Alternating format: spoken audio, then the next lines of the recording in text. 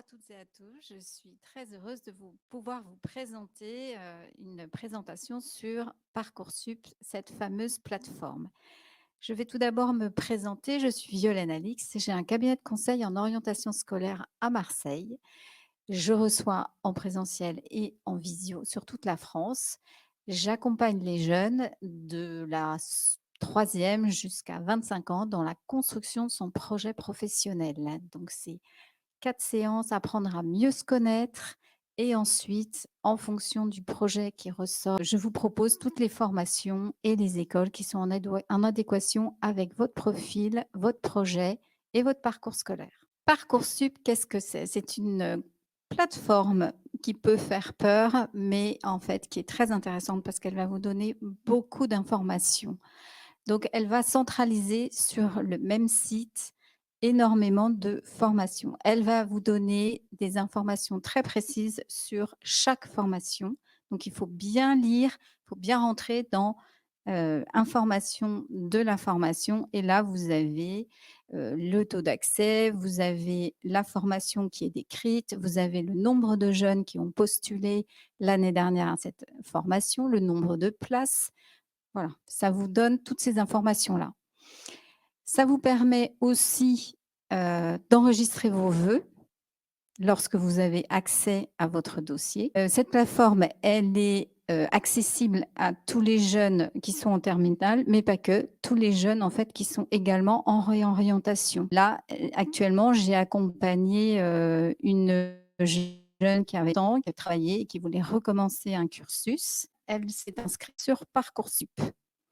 Et puis, lorsque vous aurez les résultats Parcoursup, ça vous permet également de voir combien votre dossier est sur liste d'attente et à chaque fois qu'une place se libère, ça vous permet de remonter sur la liste d'attente. Alors, les formations proposées sur Parcoursup, vous allez trouver des BTS, donc c'est des formations en 2 ans, des BUT, qui sont des formations en 3 ans. Donc les BTS, vous allez les trouver dans les lycées, les BUT, c'est dans les instituts universitaires technologiques. Il faut savoir que vous pouvez partir au bout de 2 ans. Une fois que vous avez validé votre DUT, vous avez la possibilité de, soit d'intégrer une licence, soit une école, à vous de voir en fonction de votre projet, de votre poursuite d'études. Mais vous pouvez également continuer votre 3e année et valider votre BUT, bachelor universitaire technologique. Vous avez également toutes les licences qui sont répertoriées sur toute la France, dont Dauphine. Vous avez le cursus médecine avec la réforme PASS et LAS.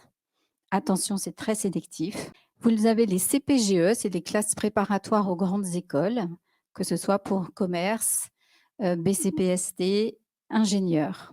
Vous avez les MAN, les mises à niveau. Les mises à niveau, par exemple, en hôtellerie-restauration, si vous n'avez pas suivi un bac pro restauration, vous avez une remise à niveau. Les DNMAD, c'est le diplôme national des métiers d'art et du design. C'est l'ex-BTS art. Donc, c'est un programme en 3 ans qui est également très sélectif, où on vous demande en général un book. Donc, il faut s'y préparer à l'avance. Le DCG, c'est le diplôme de comptabilité et de gestion. Les IFSI, les instituts qui forment les infirmiers, tout le paramédical et le social, Sciences Po, les IEP et les écoles spécialisées, commerce, ingénieur, etc. Alors, sur votre dossier, vous allez pouvoir déposer 10 vœux. Un vœu, c'est quoi? C'est une formation par rapport, par exemple, un BTS, un but.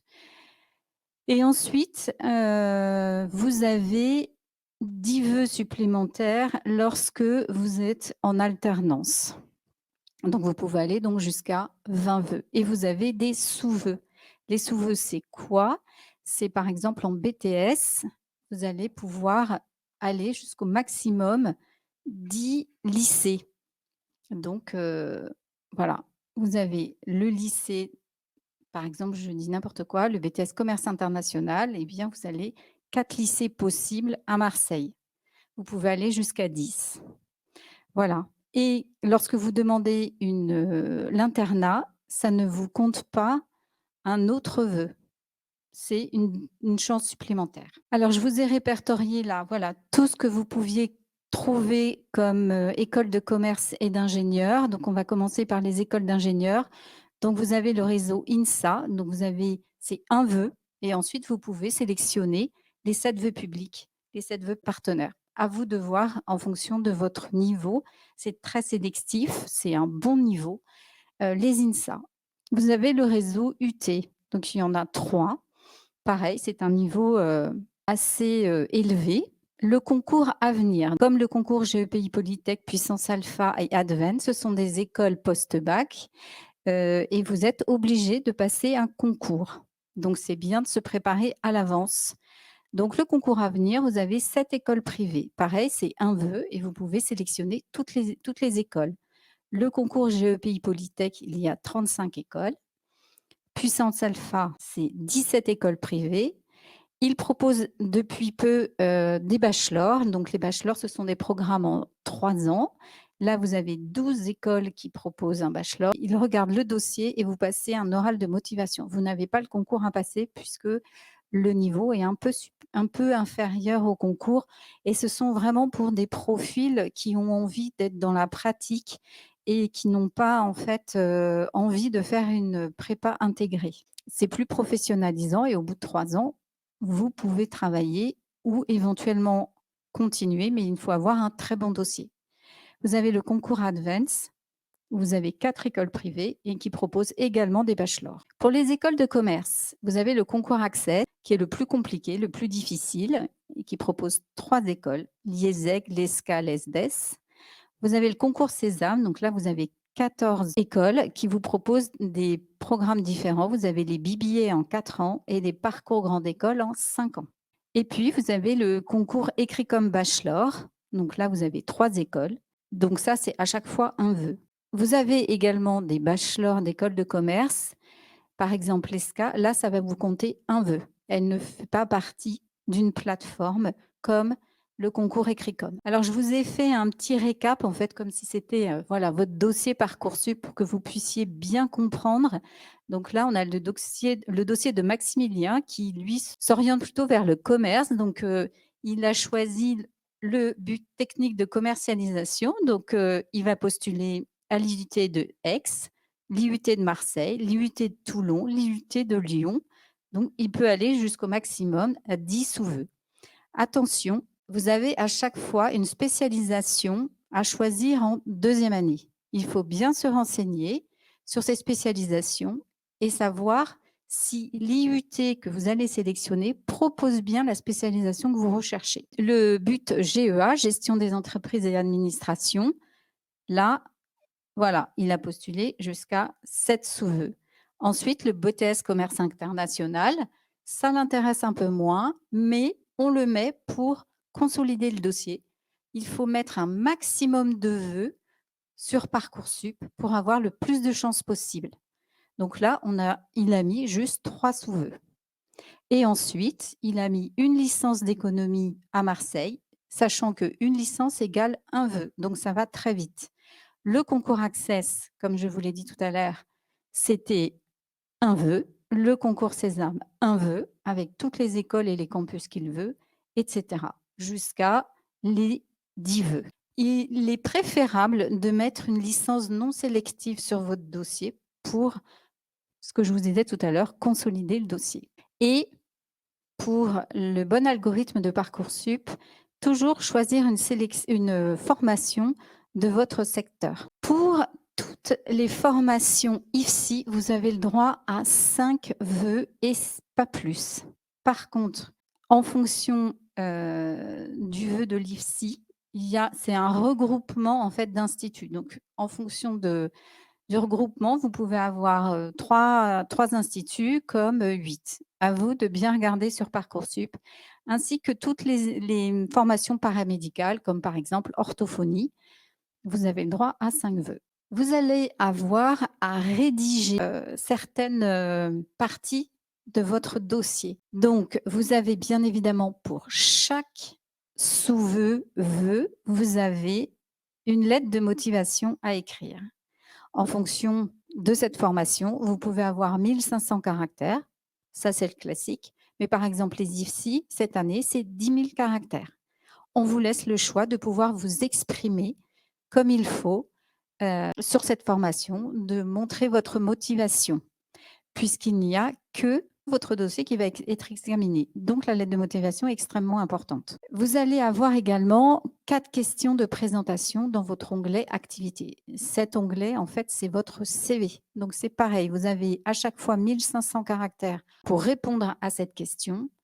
Profitez pour bien expliquer ce que vous avez mis, pas juste écrire une phrase. Ça n'est pas assez long et ça ne permet pas à la personne qui va regarder votre dossier de vous connaître. Donc la première, c'est décrivez ici vos expériences d'encadrement ou d'animation. Ben, ça peut être si vous avez été scout, le BAFA, etc. Décrivez ici votre engagement citoyen ou bénévole dans une association, dans votre établissement ou un autre cadre. Là, ça peut être, si vous avez été délégué de classe, si vous faites partie d'une association comme la Croix-Rouge, si vous faites, des maraudes, si vous faites, le Téléthon, et cetera. Décrivez également vos expériences professionnelles ou les stages que vous avez effectués. Alors avec le covid, ça a été un peu plus compliqué. N'hésitez pas à bien décrire le stage que vous avez fait en troisième, voire en seconde, et toutes les expériences professionnelles que les petits boulots d'été ou qui travaillent également le week-end. Donc ça, bien décrire ce que vous faites. Et la dernière question, c'est décrivez ici vos pratiques sportives, c'est l'ouverture sur le monde en fait, et culturelle, les parcours spécifiques suivis. Pareil, est-ce que dans cette, rubrique, vous avez une passion pour un instrument de musique, pour un sport? Si vous êtes, fan de cinéma, bah, n'hésitez pas à bien décrire ce que vous avez à dire. Par contre, vous pouvez également décrire des voyages, mais c'est pas la peine d'énumérer tous les voyages que vous faites, ça n'intéresse pas la formation. Ce qui l'intéresse, c'est juste de sélectionner un voyage et par contre de bien dire ce que ce voyage, vous a apporté, qu'est-ce qui vous a interpellé. C'est ça qui est intéressant. Et ensuite, en fonction des formations, et ça c'est bien stipulé sur Parcoursup quand vous déposez votre vœu, vous pouvez donc avoir un concours, hein, comme les écoles de commerce ou d'ingénieurs, mais également, par exemple, un BTS, vous allez avoir, ou un but, vous allez être sollicité pour un oral de motivation. Et ensuite, sur Parcoursup, vous allez devoir aussi indiquer vos 3 vœux préférés. C'est obligatoire depuis l'année dernière, c'était facultatif avant. Vous ne pourrez pas valider votre dossier si vous n'avez pas stipulé vos 3 vœux préférés. Le 1er juin, vous allez avoir les résultats Parcoursup. Donc, pour une formation sélective telle que les prépas pour les écoles de commerce, les BUT, les IFSI, et cetera, vous allez avoir plusieurs possibilités. Donc, vous pouvez avoir un oui, donc champagne, vous êtes pris. Vous pouvez être en attente et c'est là que c'est important de regarder quel est votre, placement sur la liste d'attente et non, bah, là, vous n'avez plus de possibilité, c'est non. Alors si vous avez une réponse oui, mais que ça n'est pas encore la formation de votre choix, enfin le vœu de vos rêves. À ce moment-là, vous pouvez dire: «Oui, mais je laisse mes vœux en attente». C'est tout à fait possible.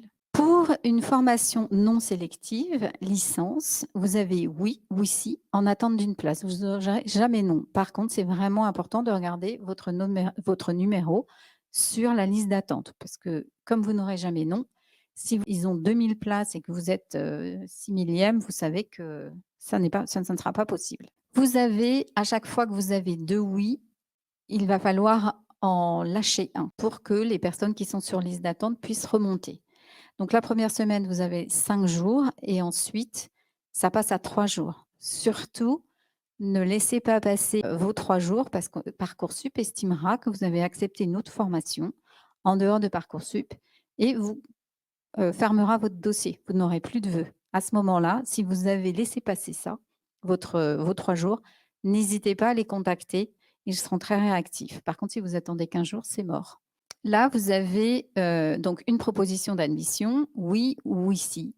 Donc l'élève accepte ou renonce et ce que je vous ai dit tout à l'heure, vous avez la possibilité de garder vos vœux en attente jusqu'à ce que vous remontiez et que vous soyez accepté dans cette formation.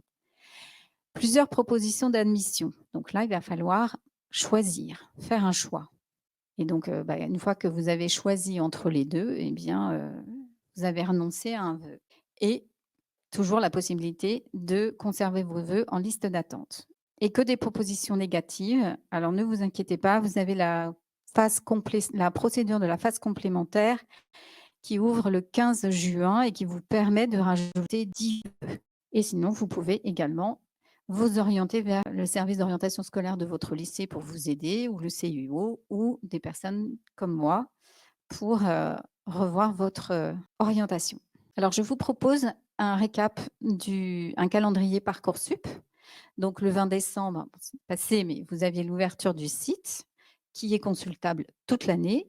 La seule chose, c'est que en décembre, la plateforme est remise à jour avec les nouveaux chiffres et les nouvelles statistiques et de nouvelles formations. Le 18 janvier, c'est l'ouverture de votre dossier, donc à vous de vous inscrire. Le 9 mars, donc on y arrive, là, c'est le dépôt définitif, la date limite de dépôt de vos vœux. Ne vous y prenez pas à la dernière minute parce que la plateforme peut saturer et vous n'aurez peut-être pas la possibilité de vous inscrire, donc il faut vraiment anticiper.